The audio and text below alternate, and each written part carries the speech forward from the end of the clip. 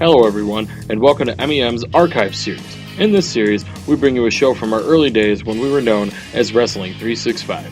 These are shows that you may have missed or simply not known about.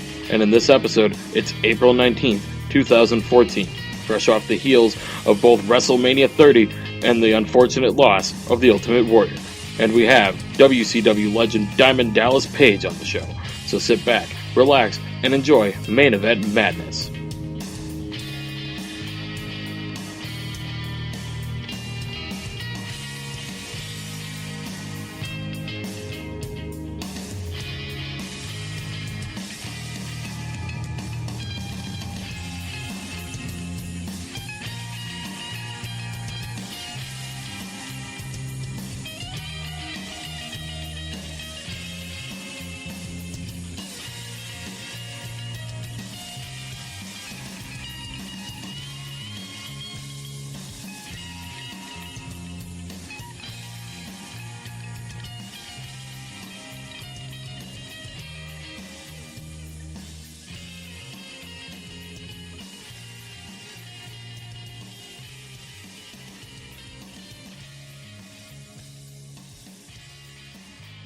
Ladies and gentlemen, this is your host, Alfonso Miramar. This is Wrestling 365 Talk Radio, live with John Curry. How's it going, John? Good, are you, buddy? Are you excited? Big things are coming. Wrestling 365, don't miss. In about an hour and 45 minutes time, we're going to be revealing the biggest announcement we've had yet for Wrestling 365. You guys aren't going to want to miss this. I'm fired up, man. Oh, yes, definitely. We got a lot of big things popping. And it's going to be a huge announcement for all of our fans. In a half an hour from now, we also have Diamond Dallas Page on air. Yes, sir. It's an awesome interview. We get a little personal. We talk a little business, but have a lot of fun doing it. So I hope you guys really enjoy the interview that you guys are going to hear here in a half an hour or so. We have a lot of news stories that came up. I want to let you know, please remember to go find out about DDP Yoga at ddpyoga.com. There's a lot of information, and it's just mind-boggling how well his business is going and how many lives Diamond Dallas Page has been able to touch. Well, I don't want to give away too much, but later on in the interview, you guys are going to be amazed. So I wanted to start the show. Yeah, man, a lot of great stuff came out of that interview. We wanted to start the show, the interview is about an hour, so we have a few topics we're going to hit up now, do a little bit of around the web, and just talk some news that's going on right now this past week and over the weekend. So let's start off with this, which is very significant. And, Stinger has officially appeared in front of WWE cameras, and for the first time ever in his career. Not that I know of, he's never been in front of WWF camera or WWE camera, but it was special because he did it for his buddy Ultimate Warrior over this past week on the WWE Network, just talking about stories about his friend that he just lost, and it's a big deal, and it's like, it's tough for me to go to these news sites and say, oh, my God, he really signed. Because I'm kind of taking the Jim Ross approach here. I'm like, it doesn't necessarily mean he signed a deal with WWE. And to me, it's more, and I don't want to make it to where he signed a deal with WWE. What I want to make it is he was there, and he's there for his friend, and he wanted to pay tribute to his friend, Ultimate Warrior. And that's how I want to take it, because I don't want to take away from why he did that tribute show. You know what I mean? So, what are your thoughts, John? I'm trying to pay respect to what Sting is doing for his buddy Warrior, and I don't want to be like every other side out there saying, oh my God, it's about him signing and he's going to be at Mania next year. I'm trying to, be level-headed here. What are your feelings? I just think it was a historic sight, just to see Sting, the final major WCW guy, finally appear on WWE programming. Whether it's a tribute to his friend and former tag partner, Ultimate Warrior, or not, the fact of the matter is he still officially appeared in WWE programming. Live, or not live WWE programming, but new WWE programming. Not a DVD, anything like that. And I'm a little bit of a nerd like this. Just to see Sting appearing on TV, and you have the little WWE logo in the bottom of it, just the whole site, everything was just, I don't know, I was just happy to finally see Sting with WWE, I guess. Yeah, I mean, it's a cool thing. I mean, for us fans that have followed his career for so long, have been wanting this to finally happen, it's just sad that this is how it does kind of happen. Like, this is the first time he's on camera, and he's paying respect to one of his, he started his business, his career with Warrior. I mean, out of California, and they had similar styles, when it came to actual face paint early in their careers, and, I mean, so he changed to that Cole gimmick. But nonetheless, it is really badass, I mean, it's cool that Stinger did it, and I'm sure that he would have wanted to do it even if he was in TNA. He would have wanted to been there to pay respect to his friend, and it is a big deal, so it now confirms that Stinger does have a working relationship with World Wrestling Entertainment, and we've all known this was going to happen, and I mean, on to the next story, I just wanted to kind of bring it out there and give people our 2 cents. Darren Young, and I wanted to, current WWE superstar Darren Young, he's up for a GLAAD award, and for his piece with Ellen DeGeneres when he came out as being a homosexual. So, well, congratulations to him, I think, right? That's a good thing. I think that's good for any award, unless it's one of those awards that mocks people, which I'm sure no, from GLAAD it's not. So, I mean, any award is a good thing. And, being the first one to come out openly in professional wrestling or any real,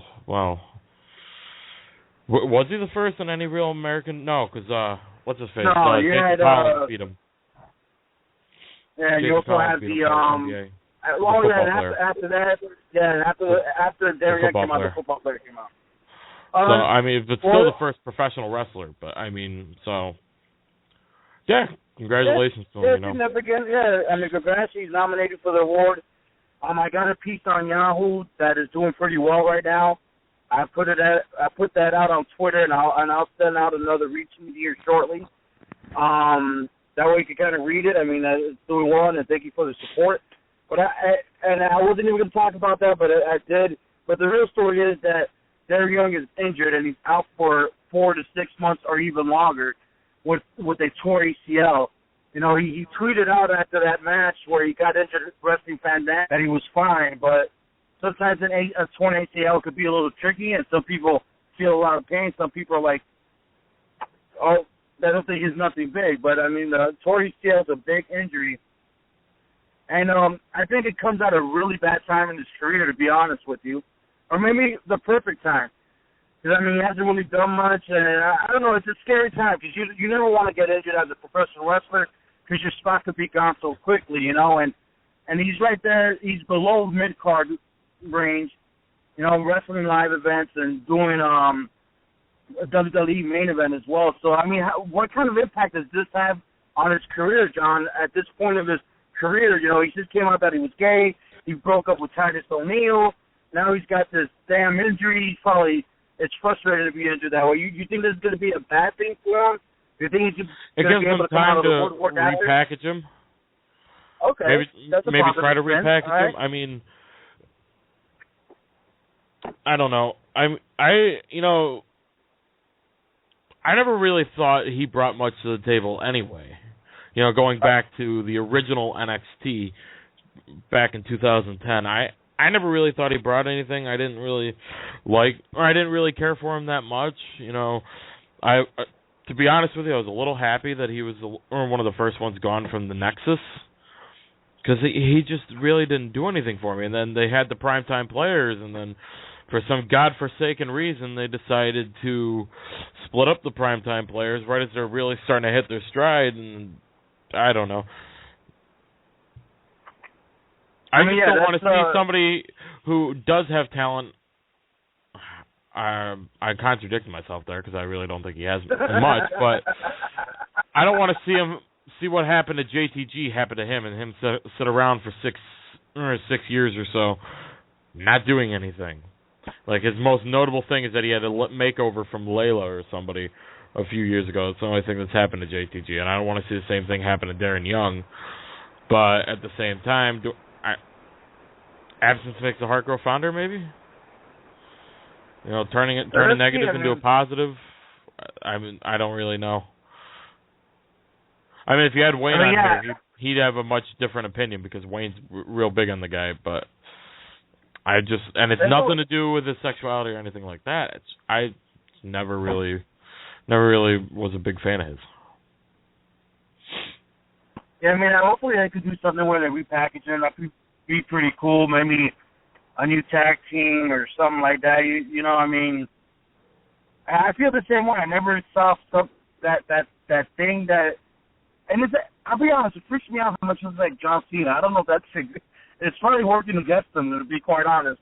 There's some freaky ass similarities between Darren Young and John Cena. I can't get away from it. John Cena's Mammy or Pappy. Somebody was doing a little hanky pank somewhere. Oh man, that's not Grandpappy. Those not good into way too close to be coincidental. Maybe he's like a distant cousin. Who knows? You know, and they didn't even know yet. Before we continue on to the next topic, I wanted to remind everybody to be sure to follow our main Twitter account at 365 Sports Network. We're still building the following on there, so we really appreciate it. Follow Demern on myself, of course, at Al365 Network. And be sure to get all your latest news from Wrestling-News.net, one of our main, this is our main, what would you say, our main brother or main sponsor? I don't even know what to say. Our backbone, there you go. So be sure to visit that site. It's really badass and a lot of great stuff on there. We're featured there and we really appreciate it. Let's continue on with our Around the Web. And I love doing this, John, because what it does is Around the Web, it doesn't gear us to only one topic. We really, really hit a lot of topics in this segment, which is really awesome. So next up, and I didn't even want to talk about this, but whatever, we will. Rockstar Spud, a TNA superstar. A lot of people don't know who he is, and when I met him at TNA Interaction, that's the first I ever met him. That's a lie, but I'll say, I mean, he's not well-known, but TNA just re-signed him to a multi-year contract. I believe another one they signed the past week was Magnus as well, or was it Gunner? I'm not sure which one it was. I think it may have been Gunner. It's not more so of TNA re-signing Rockstar Spud why we're bringing this up. It's more so of who they haven't signed and who are going to become free agents, which I'm worried about. And TNA should be worried about because they're about to lose two other great superstars in my mind, and it's so much that they're actually taking bookings on certain dates, and that's Christopher Daniels and Kaz. It's a huge impact, and I know we've spoken about this before. I mean, why are they re-signing a Rockstar Spud and not a Christopher Daniels? It's mind-blowing to me. Apparently, Spud brings something to the table that Bad Influence didn't. I mean, the hell if I know what that is, but everything happens for a reason. Nobody said it was a good reason, but everything happens for a reason, and I guess Dixie has a reason, or whoever has their reason for, I don't know, cutting away and destroying the crop of talent that they have.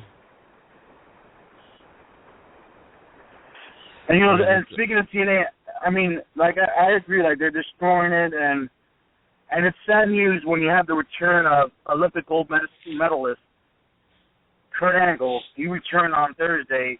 Then we have a news report that comes out stating that TNA Impact Wrestling couldn't even make the top 100 this weekend. It shocks me. I mean, shows like Cops. But that's not the first time that's happened either, though. But it's been a while, I believe. I mean, it happened a few weeks ago too. Wow. And then to add insult to injury, almost, Vince Russo. I mean, it was announced that he returned to the company. Now he's TNA consultant on the creative team.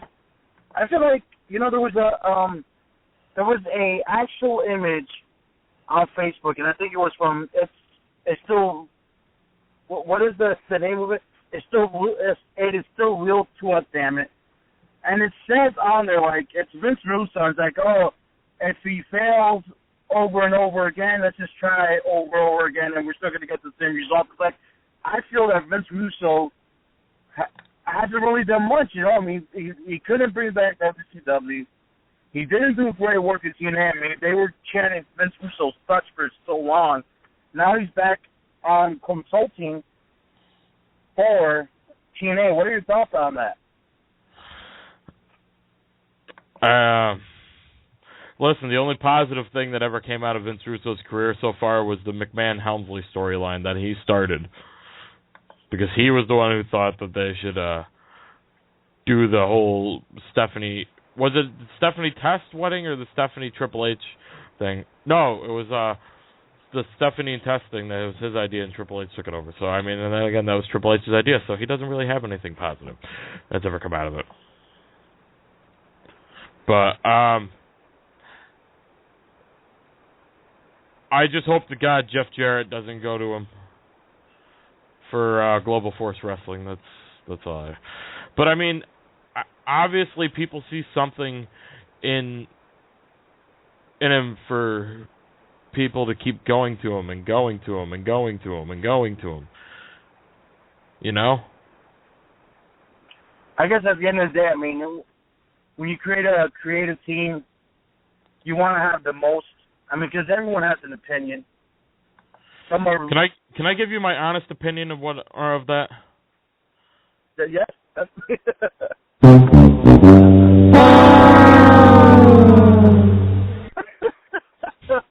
Oh, that's a nice introduction to an audio clip I didn't think I was going to hear today. Love it. Love it.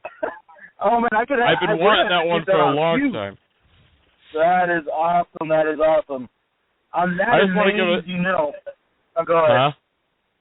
Huh? No, go ahead. I'm sorry. No, what were you saying? Or wasn't really.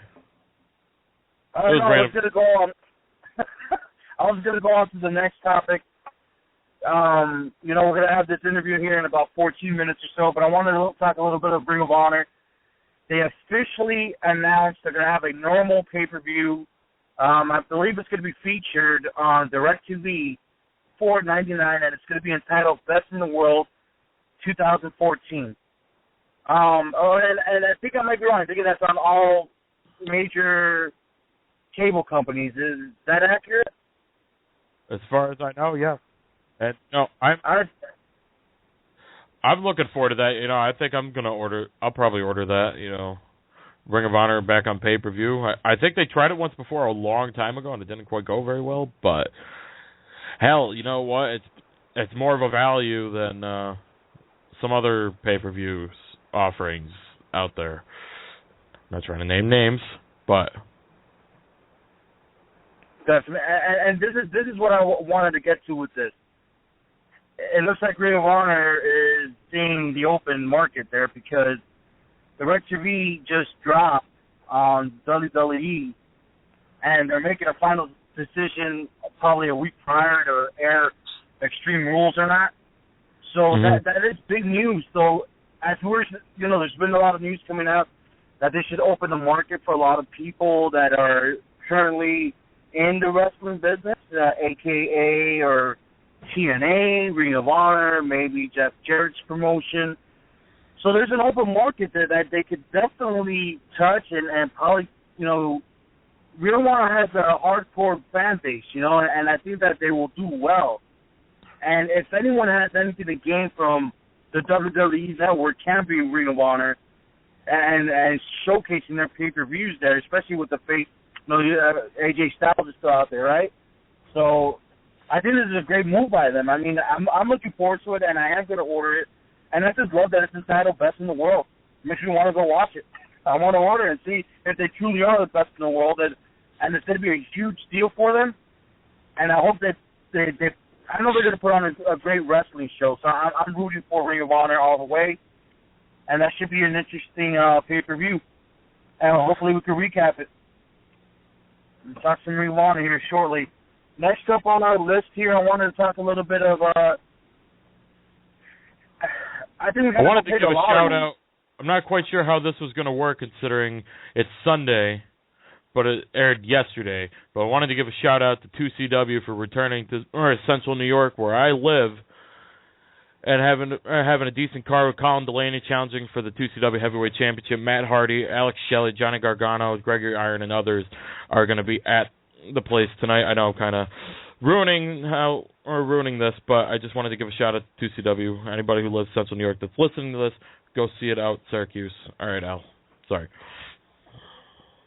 All right, yeah, now everyone's going to be all confused.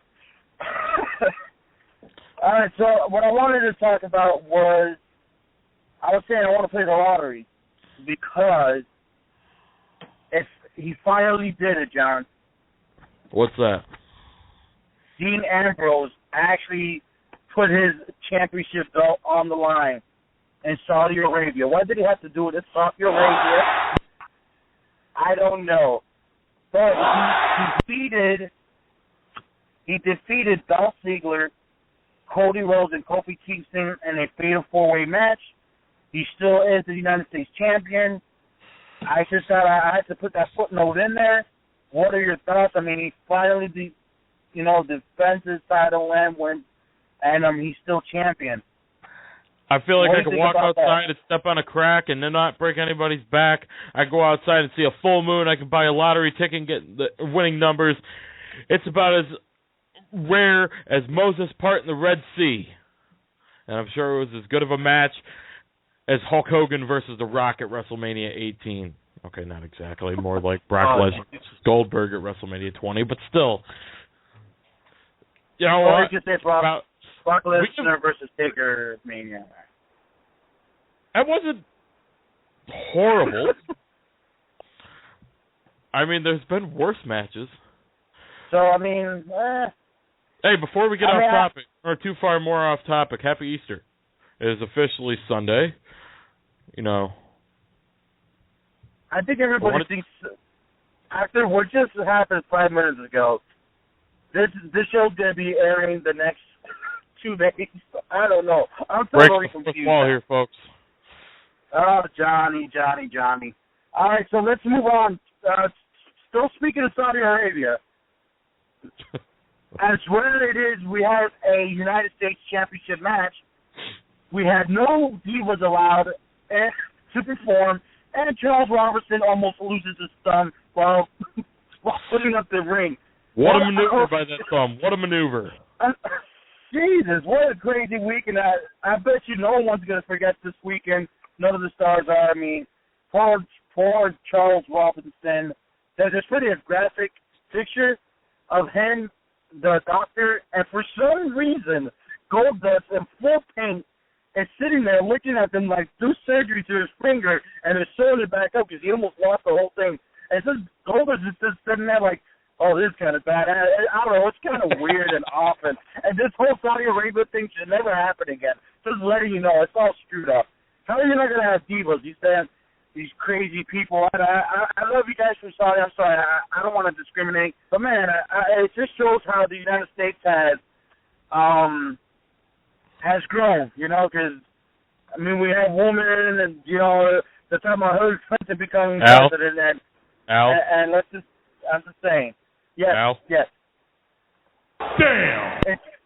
It's Sunday. Happy Easter. Speaking of real Americans, Zeb Culture is pushing. I was going to get a segue. Come on, bro. You know me.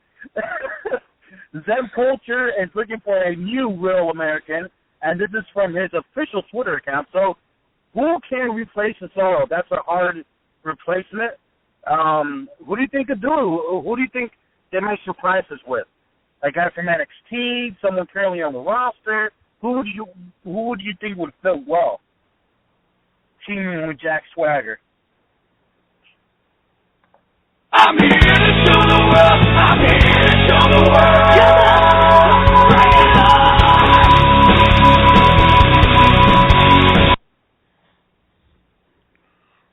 They've teamed before. And if they're not going to do a last resort storyline, then why not? Zachy? You want to see Zack Ryder with him? Dolph Ziggler. Yeah, why not? As a real American, they might as well. They do something with them, right? He ain't doing nothing else. I mean, I don't know. I just can't even see, and I don't know. It's just hard not to see the out there anymore. So it should be interesting. You know, I kind of want to get that out there. Coming up here shortly, we do have the DDP interview. And I'm going to give everybody, if you don't mind, I'm going to give everybody a hint. A small little hint. Be careful now, because that hint could be a giveaway.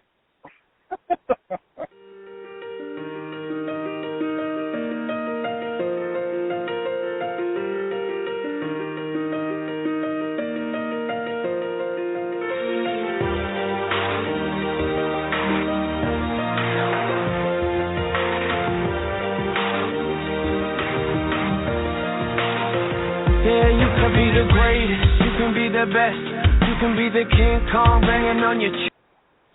That song is Hall of Fame by The Script. That is your hint as to our major game-changing announcement that we will have in approximately an hour and 15 minutes from now. Ooh-wee. That was an awesome hint, by the way. I got goosebumps over here, chills down my spine. I'm very excited. Wrestling 365 is about to hit a different pedestal, and we got so much things coming up. You guys don't even know. And I just want to say, I just want to tell everybody, but we can't. It's like we have all these. We names, can't tell everybody this. Airing May 4th, coming to Wrestling 365 May 4th. I don't have the commercial yet. It will air next weekend. Coming May 4th to Wrestling 365. This is not the announcement, but is an announcement. Former WWE superstar Tyler Rex will be coming to Wrestling 365 May 4th. So you guys are going to want to come back for that, as well as our major announcement that will be revealed in about an hour and 15 minutes. Yes. And after the interview with DDP, we also have a couple great topics. We're going to talk a little bit about WWE Hall of Famer Mick Foley. He's driving me crazy, to be quite honest. And I wanted to have just a little discussion about Mick Foley and where he's at right now and what's going on with him. Definitely have a couple other topics to go over as well. But I hope you guys enjoyed our interview with Diamond Dallas Page. We want to thank him so much for taking time out of his day to join us. And I think we're ready. I think we're going to go ahead and get the interview going. We'll be back with our major announcement, and hopefully it's one of many, but this announcement's going to blow your mind. And then we're going to have a little bit more talk. So let's do it. Let's get that interview going. Yo, it's me. It's DDP.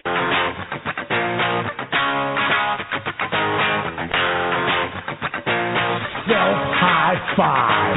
Bang. This is Wrestling 365 Talk Radio. We have Diamond Dallas Page with us, and we're to get right into it. I wanted to talk a little bit about the Hall of Fame and how WrestleMania weekend was. But before I get into that, I don't know if you remember, but back in the day with Force of Wrestling Radio, we had a couple of interviews, you and I really appreciate you coming back. It's been 3 years since we've already spoken, and a lot's happened in these 3 years, so just thank you for taking time out of your day to join me today. I appreciate it. I'm here, baby. What do we got going? All right. So I was backstage at the Hall of Fame and at WrestleMania. How was the energy back there? Hall of Fame was really cool. You know, getting there was the journey. You know, the whole, you know, the Jake the Snake journey. Scott Hall as well. It was great to see Scott. Both those guys be inducted. You know, they both put a lot of work in, and you know, it's one of those. So many people, and you couldn't really bring it up. You don't get to the end and go, okay, we got here, awesome. You know, dreams do come true, but you know, both of those guys are both still addicts. So you know, they fight it daily, and you know, people. You know, if I had people come up to me and said, "Dude, you cured Jake the Snake Roberts," I was like, "What? No, I never did that.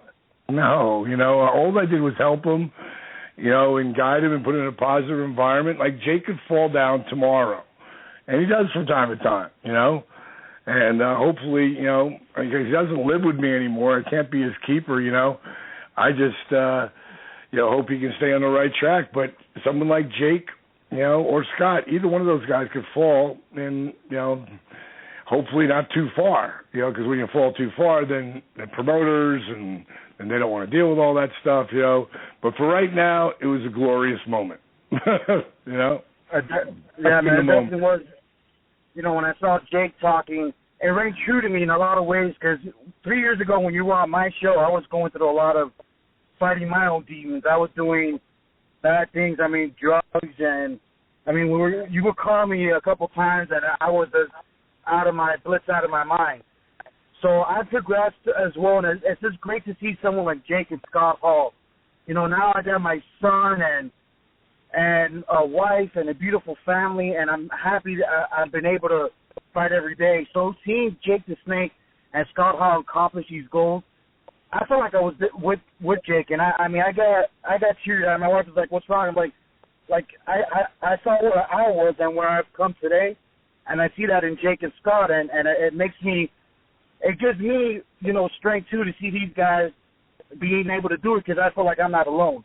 So it's awesome to have seen that, and I felt like I was there with you guys. And it's awesome what you've been able to do to help these gentlemen, you know, get back on track. That's an awesome thing, and I just wanted to get that out there. How was it for you to see that as your buddy, you know, Jake the Snake and Hall, you know, be able to finally be in the Hall of Fame? How did it feel while you were sitting there backstage?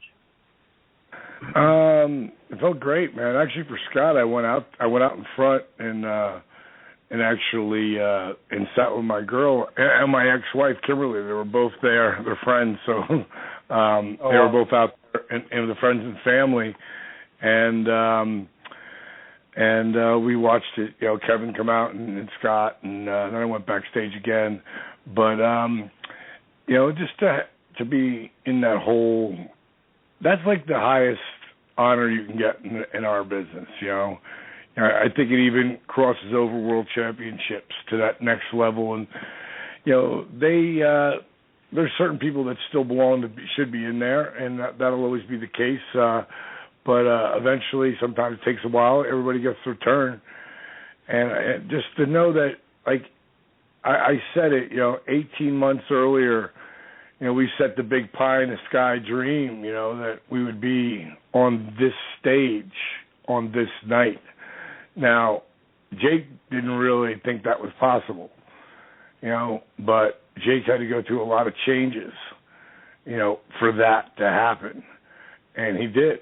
And it was a journey, man. I mean, we've done the movie, you know, that's where the movie ends. I'm sure we'll have a little trail off because, you know, I don't know exactly what will happen in the next 8 months before we're, you know, tied to have the film completely tied up. But I've been filming with director and co-producer Steve Yu the resurrection of Jake the Snake story. So, and that details Scott Hall coming in and where he was when he started, and that journey, and a lot of it's really fun and inspirational, and a lot of it's dark. I wouldn't say a lot. There's dark moments, man, and there's times where the three of us did not get along like fucking, you know. Well, we did get along like brothers, brothers that love each other and brothers who want to kill each other at times. So that being said, I'm the one who have to hold the fort together, and it gets a little weary sometimes, man. It got really grueling. It was really great when Scott and Cody finally felt like they had learned enough to move out, and then Jake eventually moved out, which allowed me to have a real life again, But I wouldn't have changed anything so far, I would like them both to, really understand the importance of sobriety, but, they both still have their own outlook on it, and they're not around them. Like, once they get high, they change. Like, they're not the thoughtful, caring individuals that they are. They're assholes. So, when you do see that happen, it's like it knocks you. It's like any person who's an alcoholic or drug addict. You see some people can drink all night and they also just get a little bit happy. Other people have one drink and they completely change. And it doesn't always happen like that in the beginning. For some people it does, because they really do have, it's a disease. They can't, it's like people who eat wheat if they're a celiac, or, dairy intolerant if they eat dairy. But with narcotics, especially alcohol, because anybody can get alcohol, it just changes their demeanor. And all of a sudden they're not a nice person, so that's the problem with that. And you can't show anybody yet because it's an addiction, It's something they have to want to be sober so much that it overclouds all that. And going into this, they were doing awesome, so they couldn't applaud them anymore. And during Jake's speech, he said something, and it's something that I remembered about you from when we had our interviews from the past. And he said how positive you are, and how much of a pain in the ass you could be because you're so damn positive when he was saying that speech. What in your life made you have this positive outlook? Was there something big that happened, or I've always wondered how have you been able to become so positive like you are, and how hard is it to maintain to be so positive and bright on everything, Well, there are people who embrace their adversities, and when I say embrace them, like, my father never loved me. My father never did this. My mother never did that. And then a lot of those people, who stay sober, as they get older, they realize, I don't want to be like that to my kids. So I'm going to change that. I'm going to love my kids. I'm going to tell my kids I love them. Stuff like that. Because a lot of the wounds that people have come from childhood, how we were raised. Then there's other people who say, my father did this to me, my father did that to me, my mother did this to me, my mother did that to me. And then to get away from their pain, they drink or do pills or do drugs. Oh, wait a minute, they had kids. Oh, wait a minute, they did the same shit to their kids that their parents did to them, but they're still complaining about their parents. Like, maybe you should fucking look at how you're treating your kids. Because you know what? If I'm to weigh them out, looking from an outsider looking in, you're worse to them than your parents were to you. So what the fuck are you bitching about? So I think that's a thing that I've been able to watch since I was a kid. Mm-hmm. And when I was a kid, by the time I was 3 years old, my mom was married, divorced, and had 3 kids. She was 19 at the time. Wow. So when my parents split up, my brother and sister went to live with my mom, who in turn had my grandmother raise them because she couldn't afford to, to support the kids by herself. And my mom had to move up north to try to make more money to help support that side of the family. Me, I went to live with my dad. Now, my dad was a good guy, but he was a partier. He loved his alcohol. He loved the party.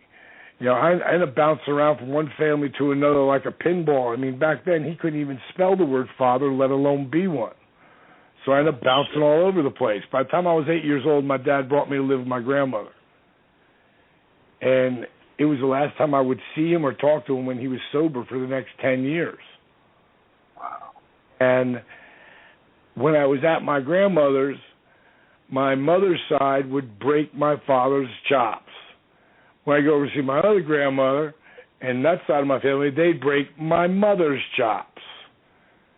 So I decided at a very early age, I'm not going to let what people do change who I am. And I didn't know that at the time. That's a profound statement when you say, I'm not going to let what people do around me or to me change who I am. Simply, I decided just not to judge them because they were both kids. And my mother and father got married. My mom was 17, and she just had me.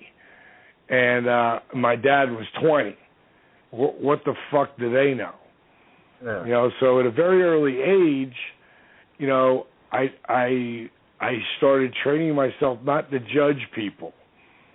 And as time would go on, by the time I was in my 20s, I was drawn to guys like Tony Robbins, you know, Zig Ziglar, guys who were motivational, inspirational speakers that the shit that they said made sense. Now, it's just like if you're an alcoholic and you get away from going to the meetings. Well, you forget all that shit, and before you know it, you're drinking again. If you're not listening to or surrounding yourself around positive people who have a really, you know, awesome attitude, and you start surrounding yourself with negative people, you're going to go right. You're going to go dive right in. Oh, you think you had a bad day? Let me tell you how bad my day was, and focus on that. And when I realized that the little things, you know, like being one thing I call an attitude of gratitude, and it's not me who came up with that. It was some 90-year-old man. And Tony Robbins had told a story about this guy who was still inspired, doing these speaking gigs in his 90s. And he's like, dude, Tony's like, you've done it all.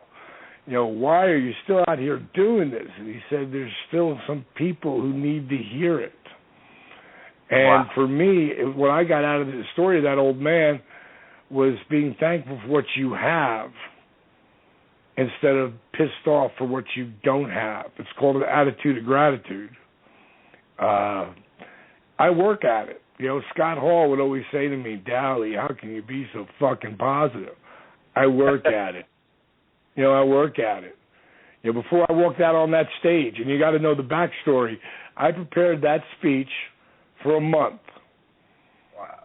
And I had it down. And I figured out how to use a iPad to scroll just like it was a teleprompter to a certain degree, more of a cue card type thing. And 4 hours before the show, I was told that the speech that I prepared, even though it was really good, it was a little too dark. Even though on the other side was really up, you know, we need to, you know, Vince wants to change it. Oh. So I sat in the back, and only because I know, because I always come prepared to every show I ever go to, every match I ever had. I was prepared. Now, once you tell me to change it, I'm also prepared for that. But in this scenario, you're talking about a kid who grew up with ADD and dyslexia at a time that no one knew what the fuck ADD or dyslexia was. They just thought we were stupid. You see, for me to read the words when I was a kid, the way most of the people listening would have to read, I would have to read. I read real slow. The bottom line is DDP couldn't READ. at 30 years old, I was reading at about third grade level. But at 31, I made a decision I was going to learn how to read proficiently. And then I set a good goal for myself. I was going to read a book from cover to cover. Now, I know that may seem like that big a deal to most of the people listening here tonight, but to me, it was over-fucking-whelming. So I broke it down. And these are all things I've learned. I've learned by overcoming my adversities, by setting goals, and not setting goals that are going to fail. A lot of them are big pie-in-the-sky dream goals, but along the way, there were smaller, shorter goals that I set for myself. And when I proved to myself that I can do that, I know I can do this, and then I can do that, and then I can do this. I broke it down. I was going to read one page from that book every day. And that became the goal. But I just didn't say I'm going to do it. I wrote it down. Just don't think it, ink it. I wrote down read today. I put it on my lamp, my nightstand, my pillow, the mirror in my bathroom, my car, the refrigerator. It was everywhere. Constant reminder till it became a piece of me. Till it became so ingrained in me, I didn't need the notes because it was burned into my brain. And at the end of 1 year, I read that book from cover to cover. Really cool part of that story is 10 years later, with the help of my buddy Larry Smokey Jenna, we wrote my first book, Positively Page, A Diamond Dallas Page Journey. And then I went on to write with another good friend of mine, Dr. Craig Aaron, Yoga for Regular Guys, a book that you can't even get new anymore. Because if you can find it new, it's $200. Wow. That's how cool that book is. But it also came on the heels of the Arthur Borman video and people not being able to get it. Go online and try to buy that book used. You'll see it from $89 up. Yoga for Regular Guys, the book. I wrote that with Dr. Craig Aaron, but this time I just didn't dictate and write a little bit here and there. I rewrote his shit. And then he'd rewrite mine. That's It's awesome. about setting goals and just so when I got to the TV, I just didn't have my iPad because this is all in a Word document, and I can't redo that with my iPad. So I had to have my computer there and my MiFi so I could rewrite it and resend it to my computer. It took me 3 hours, and I was really glad that when it was all said and done, because I think the talk that I did under pressure in 3 hours was better than it was before I started. And that's just how shit works out sometimes. Because nowhere in my first speech did I talk about the pie-in-the-sky dream, that we were going to, 18 months earlier, our goal was somehow, some way end up on this stage on this very night. So how do you stay positive? You surround yourself with positive people. Lex Luger, Nikita Koloff, two very good friends, and Nikki says it all the time.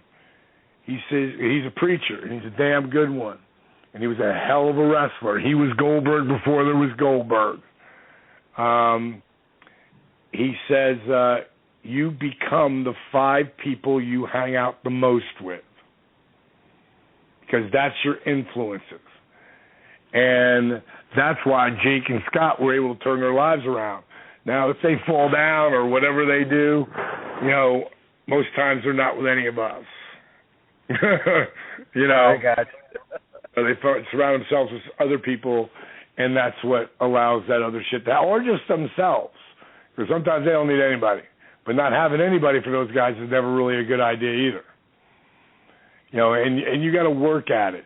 Just like you train your body.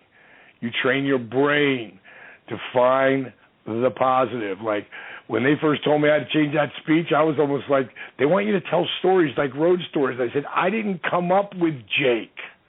I said, Duggan should do let Jim, because I'll tell you, if I didn't take Jake through this journey, Jim Duggan would have introduced Jake. because those guys were the best of friends all the way through. Wow. You know, so I was like, let Jimbo do it. My tux will fit him. And then they sort of like mellowed me out like this, D, you can do this. Just to get a story in there and just don't be as hard about where Jake was at in his darkness. And they told him the same thing. He didn't Jake do that came up at with all all. these to do. Then he went out there and said, fuck it, I'm doing what I want. You know, but that was his night. I get that.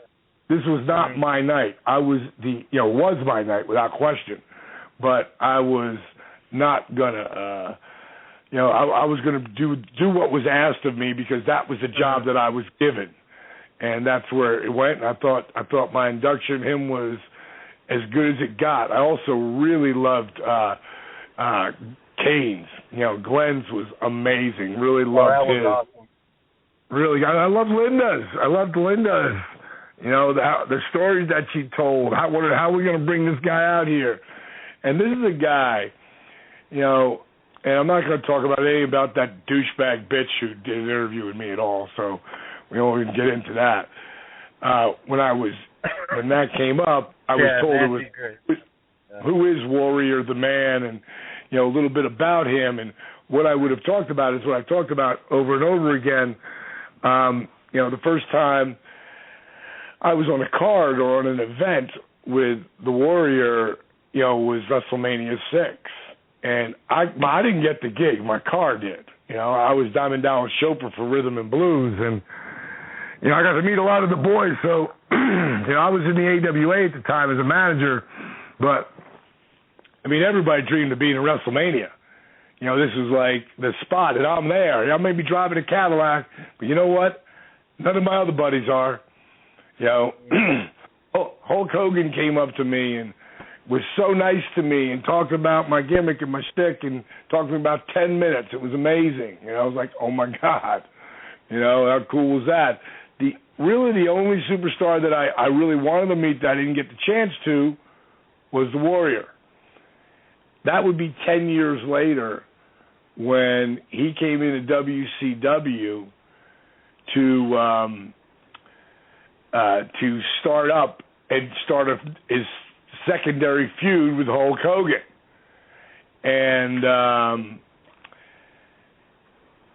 when he got the TV, I was planning on going by because I was looking forward, to shaking his hand, meeting him, and maybe having some kind of relationship with him. You know, I didn't really know him, but I knew I wanted to meet him. And one of the agents came by and said, DDP, you want to meet Ultimate Warrior? I said, absolutely. I'm going to stop down there later.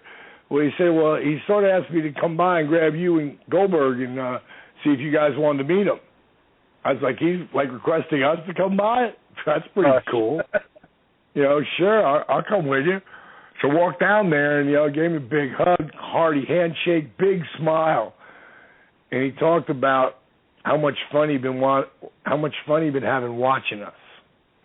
And how we made him want to get back in the business. How cool is that, And then the main event that they would be working towards would be Halloween Havoc. And you want to see how anything is possible in this world. 10 years later, from being at, the Sky Dome, being a chauffeur, watching the Warrior and Hogan, go for the gold, and Hogan pretty much passing the boots off to him at that moment. 10 years later, they're there again, but this time I'm going for the World Championship against Goldberg. That was just, it took a fan writing me that on Twitter to really put that in perspective. I was like, wow, I never really put that together. That's what I wanted to talk about, though. And I had seen Jim at WrestleCon last year, and he pulled, we talked for a little bit, and he was so blown away by what I was doing with DDP Yoga and Scott and Jake. And he said, "You're doing God's work, man." He was a big God man too. I am too. I'm not the big preacher guy, but I'm a big God man. And bottom line is for him to have given me the shout out at the ceremony for him being inducted, not once, not twice, but like 4 times, and it was a little tongue-in-cheek funny, but he respected what I was doing and never got a chance to thank him for that, man, because that was so cool of him to do that. That was awesome. You know? And were you able to hang out with them a little bit over the weekend? I mean, really wasn't. He was getting pulled a million different ways, and I just was looking for the right time, and I had his number, so I was just going to call him this week, you know, and for doing that, you know, and I That's never so got shocked about that. I can't believe it, you know. That's just sad. It's sad that went down with Warrior, you know. You know, again, what I said, what's the positive? The positive is, you know, he might have died in Phoenix. You know what I mean? You know, it might have happened exactly the same way going to Publix or something. But it didn't. It happened when it did. And his little girls, who never got to see him be this friggin' icon, you know, this guy like that 18 years later still had the fans in the palm of his hands. The fans that really loved him. You know, and there were a lot. And, you know, whether you like the Warrior's work in the ring or not, his, you know, his thing, what he did was completely different, and he changed the pay scale. You know, he changed the business. Just amazing that him and Sting, you know, starting together, would become as big as they became. You know, pretty crazy, man. And, again, the positive side, his family got to see him appreciated at its highest level. Highest level. We had another question for you, Dallas, and then it's sticking to the Hall of Fame. Has there ever been talks about the possibility of yourself being inducted? And do you feel that that's something that will happen for you and you'll be inducted into the Hall of Fame? Well, you know, it's like anybody, you know. We'll wait and we'll see. You know, I always just say without Jake Roberts and Randy Macho Man Savage being in there, you know, I ain't got anything to bitch about. You know, I think Rick Rude needs to be in there. You know, I think Randy Savage, without question, I would imagine he'll be the guy, one of the main guys next year that would be inducted in. You know, I hope so anyway. You know, I think that my body of work, you know, doing it the way I did it, and if you got to look as far as, okay, when my run was at its hottest, which was 97 and 98, over those 2 years, when I was probably wrestled 13 out of 26 pay-per-views in the main or the semi-main event, and that was the time we were beating the hell out of Goliath. You know, we were crushing New York, and just how I did everything and everything I've done after that. I don't see how it can't happen, but, you know, at some point I see it happen, and it'll happen when it's supposed to. Do you think Bill Goldberg and Sting would be on that list of future possibilities? Oh, I think absolutely. You know, Kevin Nash. You know, Kevin Nash is just a matter of time. You know, but yeah, without doubt, I think Goldie. He only wrestled really for 6 years, maybe 7, but he did it at a different level, man. You know, because of him and Stone Cold Steve Austin, it's cool for white guys to have shaved heads. That's the truth, man. It is, man. Yeah, back in the day. There was a Mr. Clean forever. And Mr. Clean didn't make guys want to shave their heads. And just like the black dudes did not shave their heads until Charles Barkley and Michael Jordan shaved their heads. Those two guys made it cool for black dudes to shave their heads. And Stone Cold Steve Austin and Bill Goldberg, they made it cool for the white boys. So, you know, it's pretty. It just shows you how amazing how amazing wrestling really is. How we touch so many corners of so many people. And you feel that Sting is it's going to happen, and we're going to see him in a WWE ring. I mean, he's like the last WCW guy almost. You know, like he's never really had a contract after the fall of World Championship Wrestling. You think it's happening? I know you had some comments before about it. I think that Stinger, you know, we've said it for years. I think that Sting finally is going to do something with the WWE. Right. You know, I could see it happening. Right. You know, I could totally see it happening. And there was another question that was set in Dallas. When you worked in WCW, you worked with guys like Eddie Guerrero, Chris Jericho, Rey Mysterio, Chris Benoit. Did you think they would make it so big when they jump over to WWF and World Wrestling Entertainment? I mean, they all reached their pinnacle. Did you feel that these guys were going to be able to do that? Was it shocking, or you knew they had the talent to do so?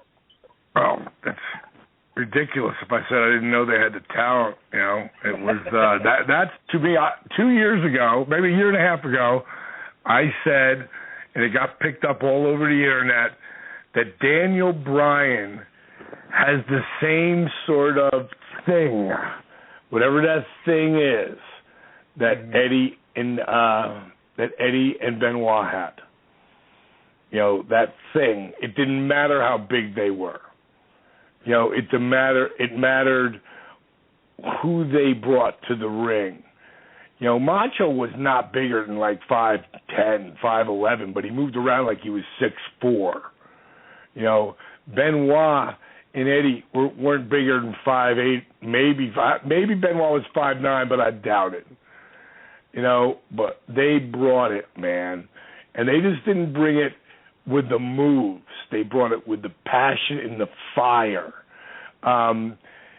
Eddie helped me so much because he was the feud I had right before I turned on the NWO and did my thing there. I was hot as hell. And going into Halloween Havoc, Eddie and I had this angle where he came back and we were tearing it down everywhere. And the people were already turning me babyface. And he did a flying frog splash to me on the floor. I remember that. He pulled the ligament in between his chest, his rib cage. And when you pull red muscles, that hurts, but it comes back quicker. When you pull the white muscles, it's excruciating. And Eddie went about another 5 minutes, and I never knew that he was hurt. And right near the end, I can't remember what we're going to do, but he's supposed to stop me and give me the frog splash. And you'll see me go to hook. We're down. He's going diamond cutter. I go, no, Eddie, you got to do the splash. He goes, no, diamond cutter. I go, Eddie, it was diamond cutter. And I just grab him and down. I never even said he was hurt. You know, so I just fucking smashed him. Rolled him over and pinned him. Like, that was not supposed to happen. Wow. Again, huge win for me. Now, next thing you know, I'm doing the whole NWO thing where they're killing everybody, and I'm like, fuck you, you ain't killing me. You know, and then 4 months after that, I'm in a main event with Randy Savage. Oh, amazing. And that was Randy who called for that, not me. I could never make that happen. Bischoff couldn't even make that happen. That was Randy. That was Scott and Kevin. It was my idea. That's why New Orleans was so cool, to be able to do that with those guys, because that's where it all happened. You know, I came up with this idea of, you and Scott and Kev, you give me the shirt. Because I'm the only one who has a real relationship to those guys. You know, I friggin' changed Scott Hall's entire gimmick, as he says, from a yoked up, YMCA dude, with a mustache and a fucking, and then and fucking bleached blonde hair, and went to become the bad guy. All of that, all of it, I created. And Scotty be the first one from the toothpick, everything. Oh shit! I didn't know. You didn't know that? Not the toothpick part, no. I got him the job. Well, the toothpick, we were leaving our first TV. We were leaving Waffle House. I grabbed 2 toothpicks, handed him one, and said, "Scotty, I got a great idea. At the end of the match, after we get to our promo, we take the toothpicks and we flick them in the camera. Well, my toothpick is in my mouth while I'm talking shit.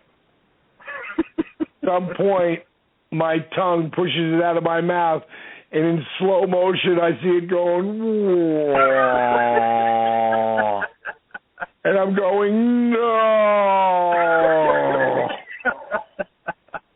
And that's where Bad Guy's born. Boom, flick to the camera.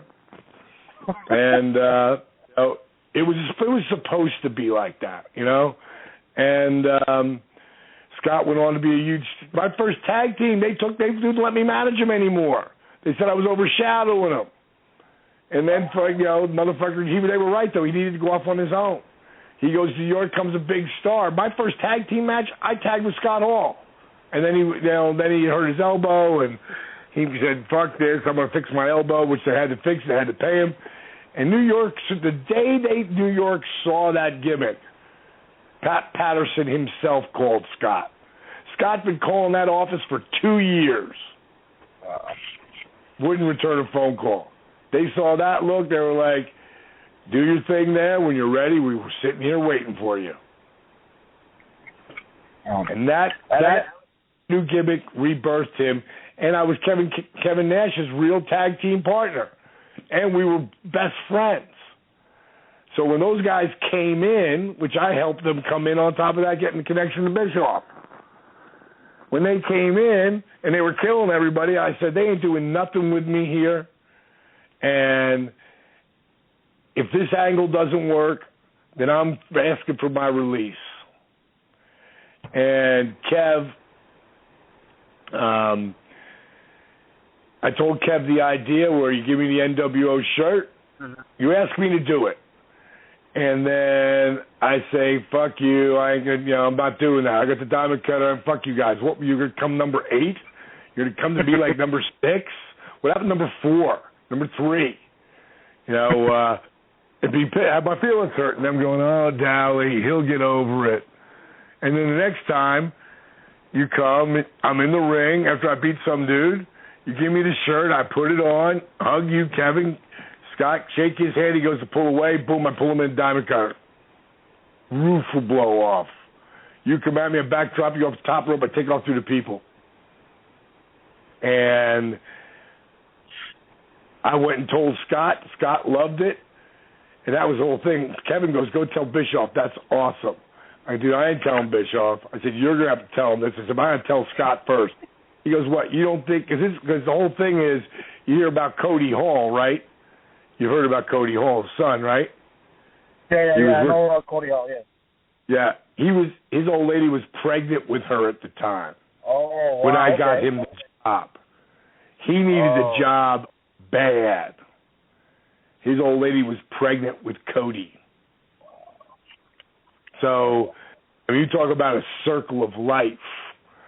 And Scott told me he loved it. He goes, we'll tell Bischoff tonight after TV, because what was cool is, went to 8 to 11, and then we got to see it all over again. Well, we'd all get out of the building, take showers, and run over to the bar. And we watched the whole show all over again. And Kevin pitched the idea. And Bischoff sort of balked on it. No one's touched you guys yet, and they may have a whole different plan. And Bischoff wasn't like completely running the show at the time. He was, but he was letting people do their job. He wasn't like the Vince McMahon head booker yet. And when he said, I don't know if we should do that, Scott Hall said, everybody knows you two are buddies. And if him being your friend isn't a positive thing, I'm not sure if I still want to work here. Like, wow. And that's the reason why I helped Scotty. Because that moment there and him taking that diamond cutter, Randy Savage would put me in the main events. But it was Scott Hall and Kevin Nash who put me on that rocket and lit that fire that said, this motherfucker's going to be somebody. That's awesome. And let's shift gears a little here. I got a question that came in, and I kind of wanted to hear your thoughts. Pretty much it's a totally different topic. Do you think companies like TNA or Ring of Honor, or just TNA and Ring of Honor, is hurting or benefiting from not having minds like Eric Bischoff, Jim Ross, Jim Cornette, or even Vince Russo being around backstage and kind of helping them out with stories and stuff? What are your thoughts on that? Do you think that would hurt or benefit those companies?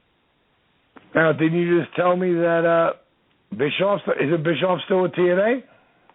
No, from what I heard, he's been gone for a while now. Oh, what I okay. heard, Eric Bischoff's been gone. He kind of left around the same time Hogan did. And there's a new vice president of talent relations there. I mean, it's a whole different structure right now. You see, I don't watch, so I really don't know. So it's not really fair for me to have a judgment call on that, So I just think, when it comes to, you need someone. Bischoff was an amazing visionary. He saw things that most people didn't see. And he saw it from a different viewpoint. And he had the talent put together to do it. But, you can have all the talent in the world. And then certain times, planets have to all line up. And they did. It was an amazing time, man. I'm just so thankful that I was lucky enough to be in the right place at the right time, and I put the right amount of work in. What it comes down to is, a lot of people think, well, this is never going to happen. This will never work for me. And they put all this work in so far, and then they stop. Like when you say, how do I stay positive? There's a book called Think and Grow Rich. It's also an audio book. It's the one I recommend everyone get right now. It was written by a guy, Napoleon Hill. Yep, that's an awesome book. The story is, and what they've done, they've upgraded it, to fit today's people, today's stories, and they have notes by the guy who is the editor, who edits some of the newer stuff in there. But Napoleon Hill, he got to hang out with Andrew Carnegie for 20 years. Wow. And that's when he started writing the book. Andrew Carnegie was maybe the richest man in the world, if not the one of top three. So he got to be around Edison, and Ford, and all these unbelievable minds and these stories. And he talked about one story is where he talked about these gold miners out in Colorado back in the day, and the cliff notes are they worked and they worked and they worked and they worked, and then finally they gave up and they sold their line. 3 feet from that mark was I remember reading that. The richest amount of gold ever discovered. 3 feet. And I watch so many guys come into wrestling and work so hard, get discouraged, and quit. You see, you saw the disabled veteran video of Arthur Borman, the disabled veteran that was 5'6", 297 pounds, could not walk without the aid and assistance of the knee braces, back brace, and wraparound canes. In 10 months, if you watch that video on ddpyoga.com or just saw it on Facebook, out of one of the 10 million plus views, the story of the guy who loses 140 pounds in 10 months, but more importantly, lost the knee braces, the back brace, and the wraparound canes. You see, he never gave up. or the wrestler who was 35 years old tore his rotator cuff at 36, and they let him go, but came back at 37, and even though nobody would give him an opportunity or believe in me, just kept working and working and working. And then 93, 94, 95, there becomes a show called Nitro, which goes against Raw. 96, the ratings blow through the fucking roof. And all that work that I put in was about the payoff. Never give up. And if you want to talk about a story that really is more mind-blowing than that, how a guy can start wrestling at 35, have his career blow up at 40 years old, 41, 42, be on top of the world, and wipe my back out, and 3 of the top back specialists in the world tell me I'm never going to wrestle again. And in 3 months, 3 fucking months, with the help of what would become DDP Yoga, which is a combination of yoga, old school calisthenics, push-up, squats, crunches, rehabilitation techniques, and something I call dynamic resistance. In less than 3 months, I was back in the ring. At 42, they said my career was over. At 43, I was heavyweight champ of the world. I took that at 43, and I made it part of my lifestyle. And at some point I said, I'm going to create a yoga for people who wouldn't be caught dead doing yoga like me. And I worked at it, and I worked at it, and I worked at it. And I put hundreds of thousands of dollars of my own money in, upwards of $500,000 before I made a dime.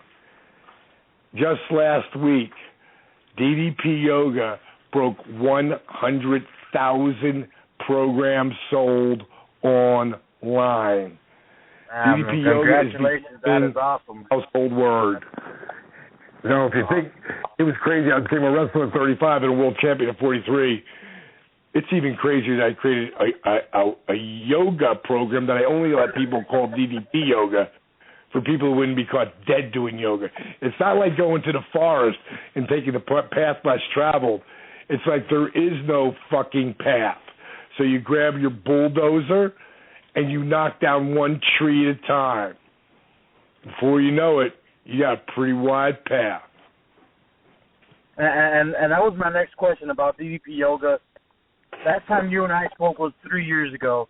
It's become a global phenomenon so far. You've been everywhere, and I mean, we're in Shark Tank, and yeah, I mean, it's out there. What got you so? Well, we know what got you so heavy in the health scene. What is your future goals? I mean, you reached a huge pinnacle. You just told me you sold over 100,000 copies online. What's next for DDP Yoga? Global, everywhere. We are in the process of building the first DDP Yoga Performance Center. You see, what we're doing, we're not just a workout company, we're a production company. We are filming 3 movies right now. One, most of the wrestling fans know about the resurrection of Jake the Snake. You know, people would ask me for a long time, when's that movie going to be done? I said, I don't know, when's Jake getting in the Hall of Fame? Now I know. We are in production right now to finish our movie. And we got a lot of editing to do, and I'm sure there'll still be things we'll be filming along this journey. But our goal is to release and get the Resurrection of Jake the Snake at Sundance and Tribeca, and our goal is to have an Oscar-nominated movie. That's our goal. We're also retooling Steve Yu, my business partner and partner in DDP Yoga and director of the film, inspired the movie. And we are retooling it all around the Arthur Boorman story. and that's going to be a crazy, inspirational movie. The story of one man who touches 10 million because he's inspired by one man. And awesome. How many lives have been touched by that video? How many people have been given hope by that movie? Now, I don't think we'll have that one done this year. That'll probably be done the following year. And we're also doing a story about my girl Brenda, who's my lady, and she has breast cancer. And, I was going to ask you about that too. How is she doing? Yeah, with that? we are constantly filming, and we are constantly going through, so many crazy, cancer is its own animal, and she's got an aggressive cancer. So, and she refuses to have it cut out right now because of what she's being, taught by a lot of these, people who are not conventional medicine. So, I question it at times, but it's her body. And she seems to have, she's running around this house today like she has nothing the matter with her, the way she's been working since she woke up this morning. It blows my mind sometimes. Sometimes she's laid out and she needs to rest, but right now it's like someone gave her a shot of friggin' now the ever-ready rabbit, I don't know, but, because she's been just running around. She showed me so many things she did downstairs that blew my mind when I was down earlier. But we're filming that movie, BK's and Big Breast. Dallas, I'm sorry to cut you off. And you guys are flying to Mexico, and she's doing treatment there. Is that what I saw online? I don't know if I'm wrong there. No, we went to Mexico a bunch in the beginning, but now we've got the doctors here. We've got doctors here in the States that so far, we've kept the tumor from growing, but the woman that we're working with right now, she's a top quality breast surgeon in this country, in our country, and she also is a top homeopath as well, meaning that she is like all about take the herbs first. She's about don't take the medicine, take what God created.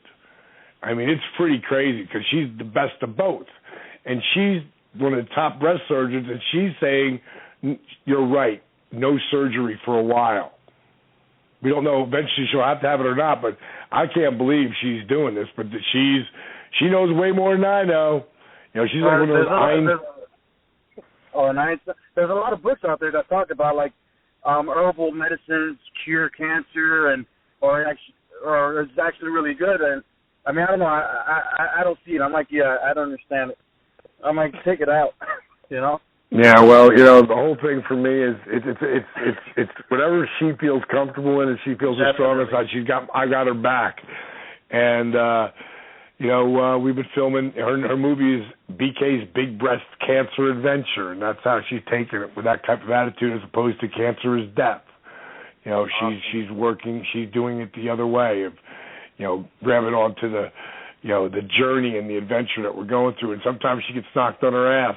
And other times she feels strong as hell like she does today. So, this is all in and around DDP Yoga. We're building the Performance Center. We'll have that open before the end of the summer. So people in the Atlanta area or people come through Atlanta want to come by and see what we're doing there. Again, we'll have 3 sound stages on there. Our kitchen to be able to film all our cooking shows, our workout area to film our live workouts, and then we got a big green screen which we can do anything on. But we're constantly editing and filming, and that's why we've done so well. This whole social media, Twitter @RealDDP, @DDP Yoga, or Facebook, just one word, DDPYOGA, one word, DDP Yoga. And that's what I tell people. Don't listen to a thing I've said about DDP Yoga. Go read what people write, because you can't make people do that. Just like you can't make people chant DDP or Austin or Hogan. They got to feel it. They got to feel it. They got to be brought in. Just like this whole Daniel Bryan thing. You can't make people chant yes. You can't make them chant. They're blown away. They're pulled in. They feel like the fans are as big a part of Daniel Bryan and who he is out in that ring as ever before. Now, I was over as crazy as hell.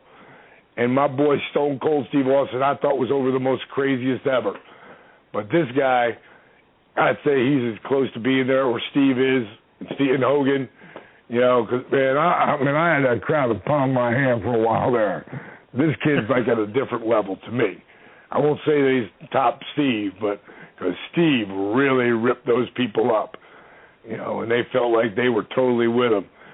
But I don't know if you saw the special on him on WWE Network, but you already know he's a really great guy and a really awesome guy.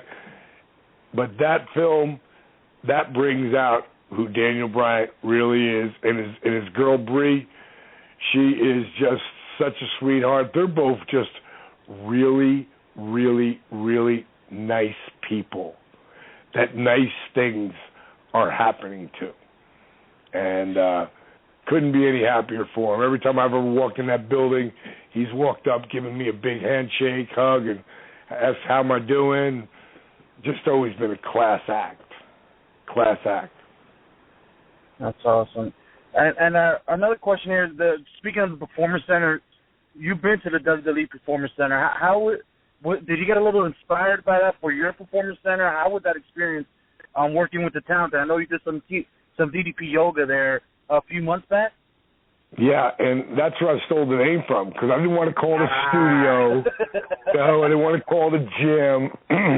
And I thought Performance Center, that's exactly what we are. Oh, and that's exactly what the WWE, whole next thing down there. They got some awesome, you're going to see some great talent come out of there. Those kids got a heart. They love it. Everybody's doing my workout down there, because it's their preventative maintenance to keep them from getting hurt. And, I do a thing with DDP Yoga where you do 3-second push-ups, you lower for 3, you hold 3, you up the ground for 3, and you come up for 3. You build up to 10. I've never done more than 8, and I have crushed people all around the world doing it. I don't do it anymore because, I do them, but I don't go past 6 because it's just ridiculously strong on your body, and, it's hard. Down there, there's a kid named Troy, white kid, and a kid named Jason, Troy, and Jason, a black kid named Jason, 2 handsome sumbitches. They both did 11. Holy crap. 10 seconds. I stopped them both and gave both the T-shirt. Because I don't know who could have won, but at that point, they both won. When you can do past 6, you're killing it. And they had about 6 kids go past 6. And then when it got to 9, it was just those 2. 10, just those 2. 11, just those 2. I said, that's it. You both win. And they're both handsome kids. They have great bodies. They work really hard. They're young. They really got a lot going for them. And you're going to see some superstars come out of there. I'm going back there in May to work with them boys, probably for about 3 days this time. This way I'll get in there. We'll hit all the inspirational stuff. I'll get in the ring. I'll talk about ring psychology, because if anybody studied that, I learned from the master. I learned from Jake. So I just got a couple more questions. One more question, kid. You got me for over an hour. One more question. all right. I know. I'm sorry. I didn't even realize time. I got lost here. All right. So the last question then. Are we ever going to see you in a final match? And if you had that opportunity, who would it be against? I would only do it against the one and only Randy Orton. That will never happen. I can't imagine in a million years. I had my run. I don't need to do that anymore. Let the young boys do their thing. I loved what I did. I had the most fun anybody could ever imagine. I did the impossible. Diamond Dallas Page, the wrestler, was truly the anomaly. Was not supposed to happen the way it did, but it did. And I'm very grateful to that. I'm grateful to God and to so many people that helped me. You saw my induction speech. before I could talk about Jake, I had to talk about Dusty, because he gave me every break I ever got that really meant anything early on in my career. Without Dusty Rhodes, there was no Diamond Dallas Page, or there is no Diamond Dallas Page. But without Jake Roberts, you never see the main eventer. You never see me wearing that gold around my waist. Jake taught me a lot, but so did Dusty. So, I don't forget the people who did what they did for me. Oh, Dallas, I want to thank you so much for your time. I am praying for your girlfriend, your girl. I'm praying that everything goes well with DDP Yoga. And I just want to thank you so much for taking an hour out of your day to talk some wrestling with me. You got it, buddy. It's been your pleasure. Everybody else, you want to own your life, go to ddpyoga.com. If you haven't seen that video of Arthur Borman, disabled veteran, you owe it to yourself to go check it out. But before you even do any of that, just go to Facebook, DDPYOGA, and see what people write. Go to Twitter, @RealDDP, @DDPYoga. See how many people are tweeting about what they're doing, how DDP Yoga is helping them own their life. Bro, I will catch you on the flip side. See ya. All right. Take care. I appreciate it. All right, guys. That was that.